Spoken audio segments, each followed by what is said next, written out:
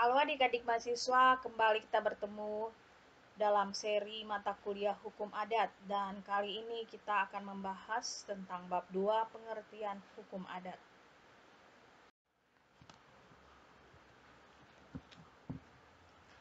Istilah hukum adat sebenarnya jarang digunakan. Yang banyak dipakai dalam masyarakat istilah adat saja. Dengan menyebut kata adat, maka yang dimaksud adalah kebiasaan.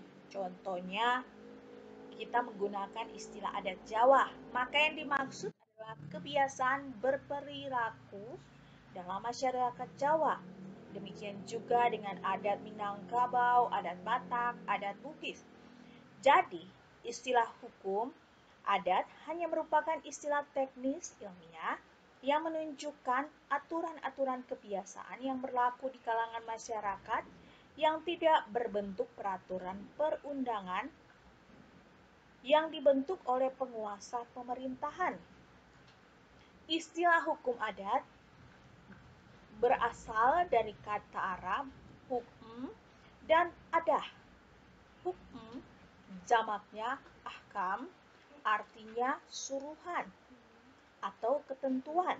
Misalnya dalam hukum Islam, hukum syariah, ada 5 macam suruhan atau perintah yang disebut hukum yang 5, yaitu wajib, haram, larangan, anjuran, celaan, atau kebolehan. Adah atau adat artinya kebiasaan, yaitu perilaku masyarakat yang selalu terjadi. Jadi hukum adat adalah hukum kebiasaan.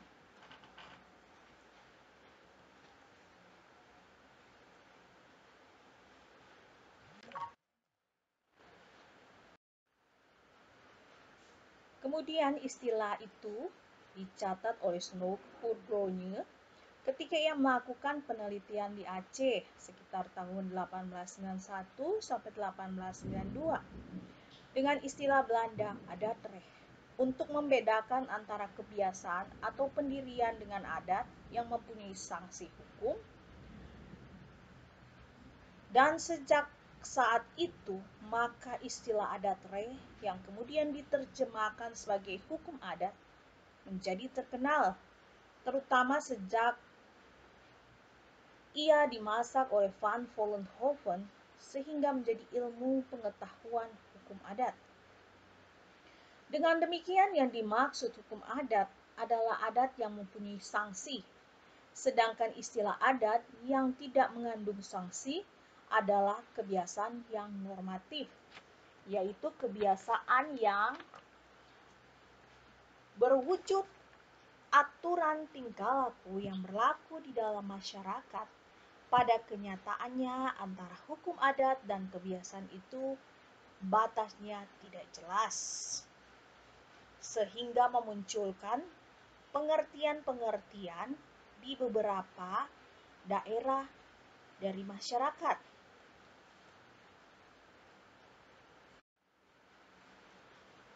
Seperti di masyarakat Minangkabau, mereka menyebut adat yang sebenarnya adat. Yang dimaksud dengan adat yang sebenarnya adat ialah adat yang tidak lekang di panas dan tak lapuk di hujan, yaitu adat ciptaan Tuhan Maha Pencipta. Sebagaimana dikatakan ikan adatnya beradai, air adatnya membasahi, pisau adatnya melukai. Jadi, adat yang dimaksud di sini adalah perilaku alamiah karena sudah merupakan ketetapan Tuhan yang tidak berubah. Sudah merupakan sifat perilaku yang seharusnya demikian. Hal ini menunjukkan bahwa hukum adat itu dipengaruhi oleh ajaran keagamaan. Segala sesuatunya dikuasai oleh Tuhan yang Maha Esa. Istilah yang kedua digunakan adalah adat istiadat. Yang dimaksud ialah adat sebagai aturan atau kaidah yang ditentukan oleh nenek moyang leluhur yang di Minangkabau dikatakan berasal dari Ninik Katamangungal dan Ninik Parpati nan Sabatang di Balairung Periangan Padang Panjang. Sebagaimana dikatakan, negeri berpenghulu, suku berbuah perut, kampung bertua, rumah bertungganai, diasak layu, dihubut mati. Dalam hal ini adat mengandung arti kaidah-kaidah aturan kebiasaan yang berlaku sejak zaman poyang sampai asal ke anak cucu di masa sekarang. Aturan kebiasaan ini pada umumnya tidak mudah berubah. Istilah yang ketiga, adat nan diadatkan. Yang dimaksud ialah adat sebagai aturan kaidah yang ditetapkan atas dasar bulat mufakat. Para penghulu, tua-tua adat, cerdik pandai dalam majelis kerapatan adat atas adat halur dan patut. Ketentuan ini dapat berubah menurut keadaan tempat dan waktu. Oleh karena lain negari, lain pandangannya tentang halur dan patut, maka sifat adat nan diadatkan itu lain padang, lain belalang, lain lubuk, lain ikannya. Istilah yang keempat, adat non teradat, ialah kebiasaan bertingkah laku yang dipakai karena tiru-meniru di antara anggota masyarakat. Karena perilaku kebiasaan itu sudah terbiasa dipakai, maka dirasakan tidak baik ditinggalkan. Misalnya di kalangan orang Minangkabau sudah teradat apabila kaum kerabat yang meninggal atau untuk menyambut tamu agung, mereka berdatangan dengan berpakaian berwarna hitam. Di tanah Bugis juga adat berarti termasuk hukum adat. Disebut juga dengan istilah ade atau ada.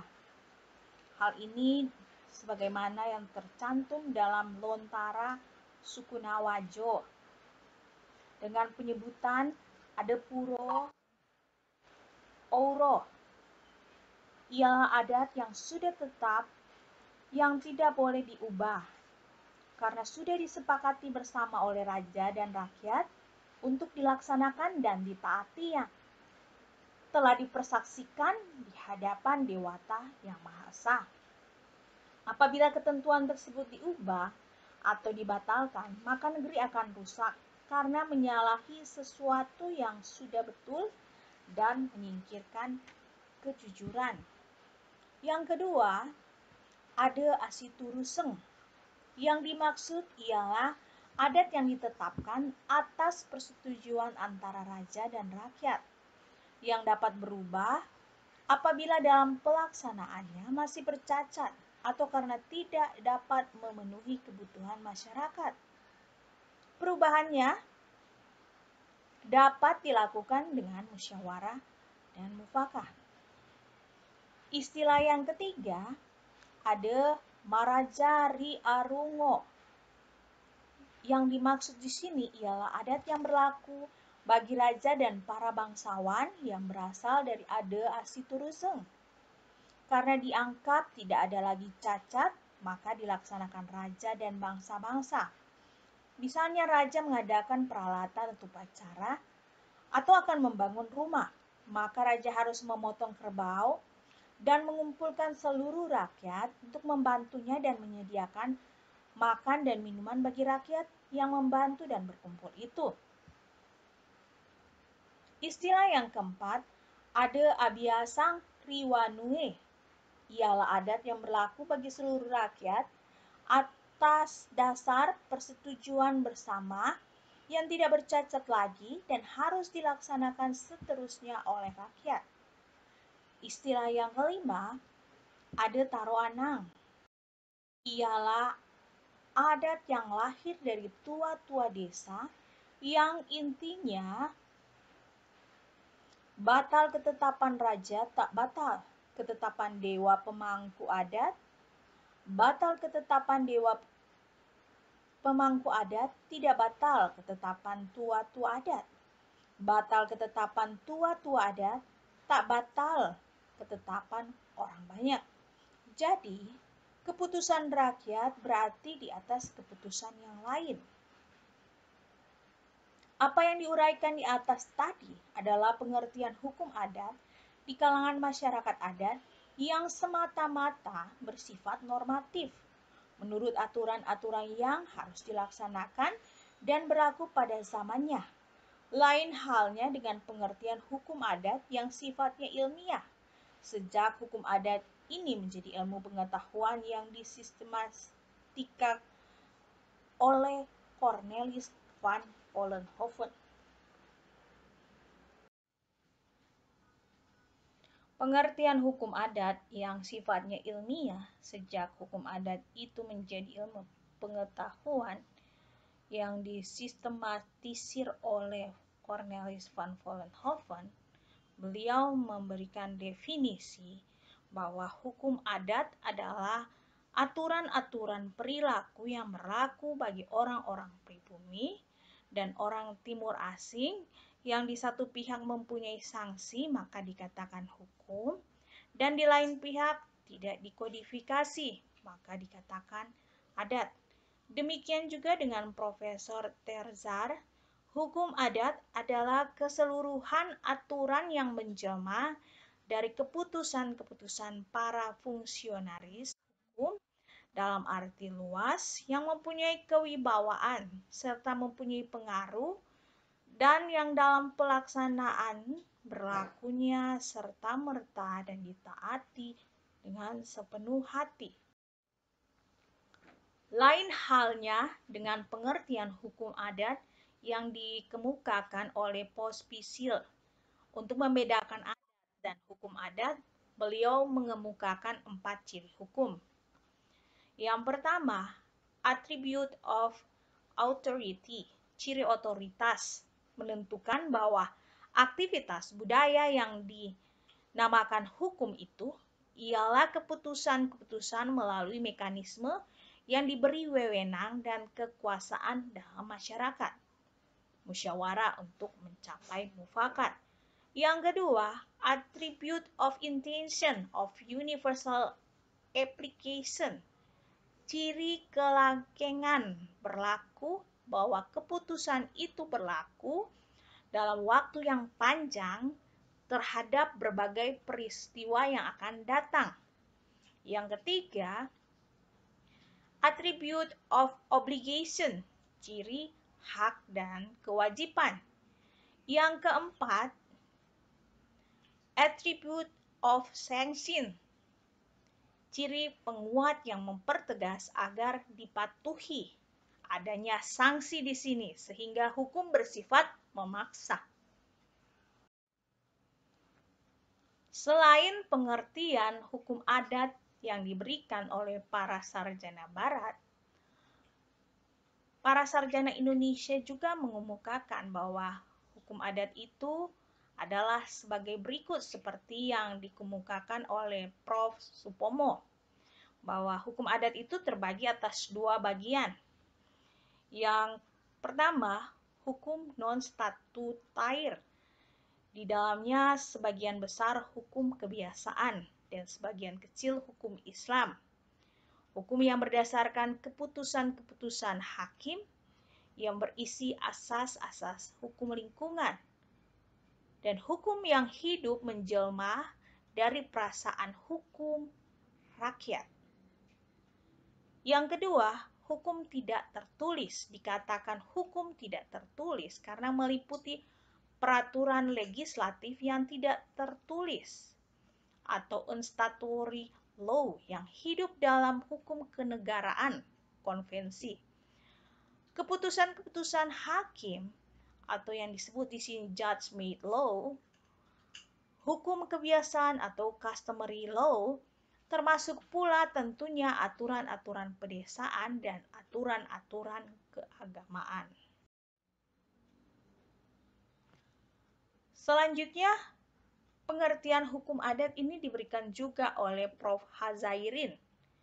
Hukum adat adalah renapan kesusilaan dalam masyarakat, itu bahwa kaidah-kaidah kesusilaan yang sebenarnya telah mendapat pengakuan umum dalam masyarakat. Kemudian Prof. Sukanto juga memberikan pengertian tentang hukum adat, di mana hukum adat pada hakikatnya merupakan hukum kebiasaan, namun kebiasaan yang mempunyai akibat hukum. Ada das sein dan das sollennya. Berbeda dengan kebiasaan dalam arti biasa. Kebiasaan yang merupakan penerapan dari hukum adat adalah perbuatan-perbuatan yang dilakukan berulang-ulang dalam bentuk yang sama menuju kepada rechtvaardig ordening der samenleving.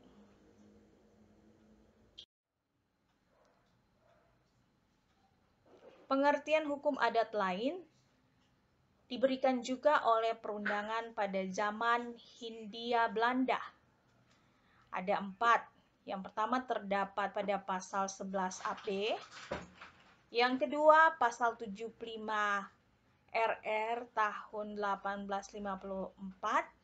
Yang ketiga pasal 131 ayat 2 bagian B IS. Yang keempat pasal 134 ayat 2 IS.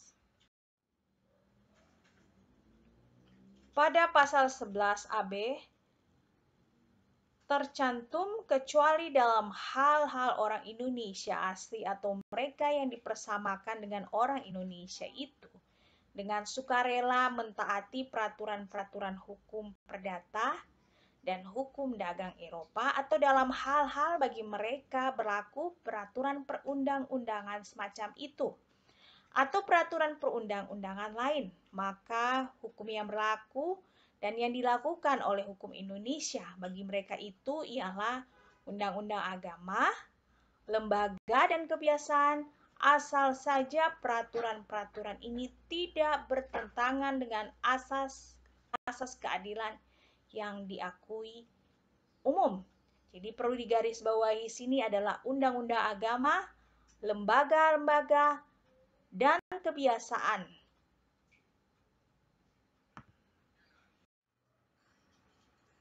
Selanjutnya pasal 75 Reglement tahun 1854 di sini juga berbunyi, kecuali dalam hal-hal gubernur jenderal telah menerangkan berlaku bagi golongan orang-orang Indonesia peraturan-peraturan hukum Eropa dalam hal-hal orang Indonesia dengan sukarela mentaati hukum perdata dan dagang yang berlaku bagi golongan orang Eropa, maka hakim Indonesia menjalankan bagi undang-undang agama mereka, lembaga-lembaga rakyat, dan kebiasaan-kebiasaan, asal saja tidak bertentangan dengan asas-asas keadilan yang diakui oleh umum. Sekali lagi, sama yang perlu digarisbawahi sini, undang-undang agama mereka, lembaga-lembaga rakyat, dan kebiasaan-kebiasaan.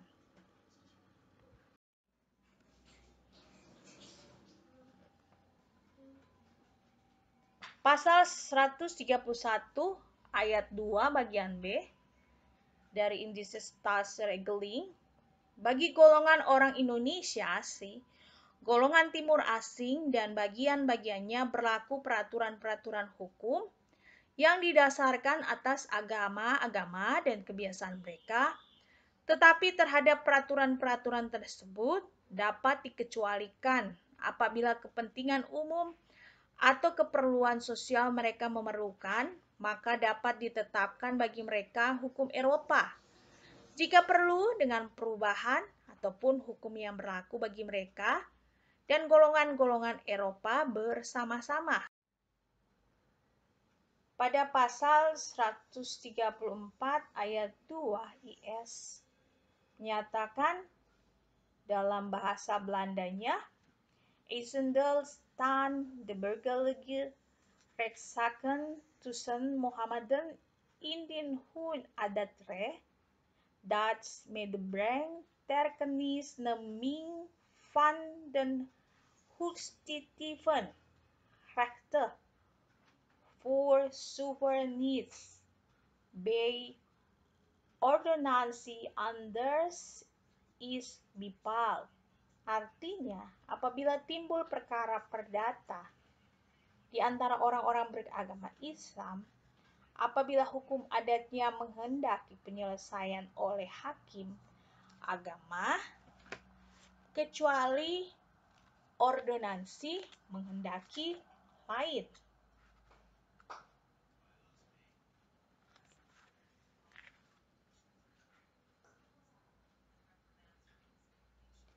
Dengan demikian, pasal 134 ayat 2 sudah menggunakan istilah adat reh atau hukum adat dalam arti peraturan keagamaan dan kebiasaan sebagaimana disebut pada pasal 131 ayat 2 IS, kecuali apabila ordonansi menetapkan lain, maka hukum adat yang digunakan untuk menyelesaikan perkara perselisihan adat oleh para hakim agama. Untuk itu, maka baik hakim di pengadilan negeri ataupun di pengadilan agama harus menguasai hukum adat. Pengertian hukum adat lain yang diberikan dalam putusan Kongres Pemuda tahun 1928.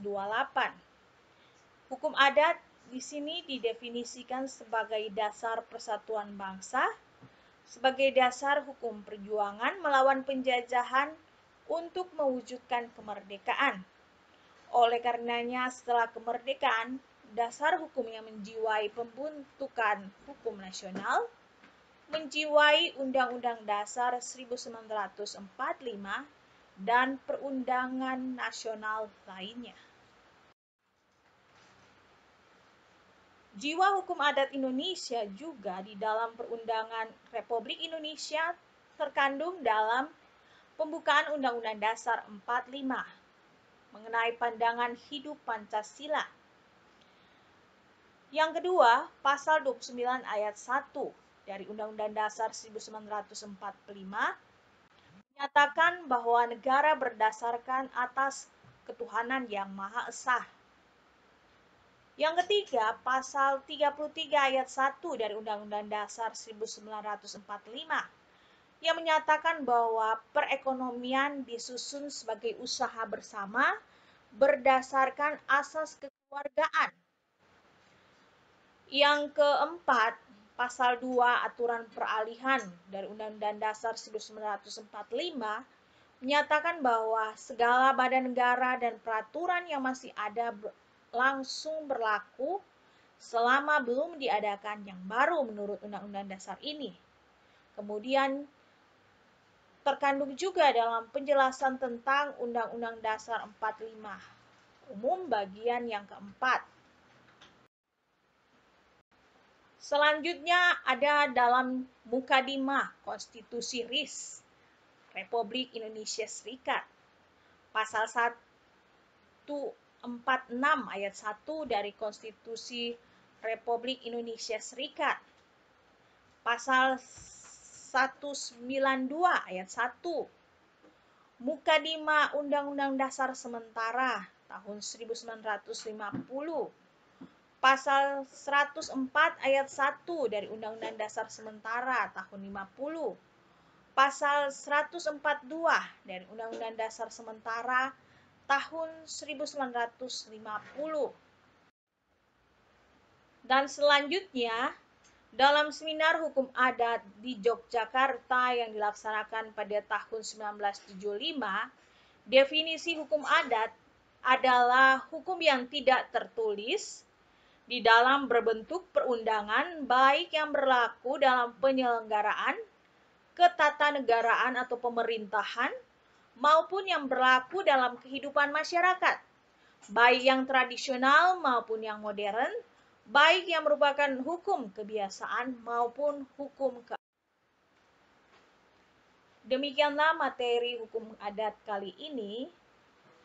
Apabila ada pertanyaan atau masih ada yang kurang jelas, ada kritik dan saran yang membangun, mohon ditinggalkan dalam kolom komentar.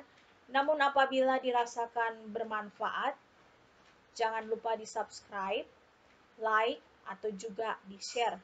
Terima kasih atas perhatiannya dan terima kasih jika ada yang mensubscribe, like, dan juga share.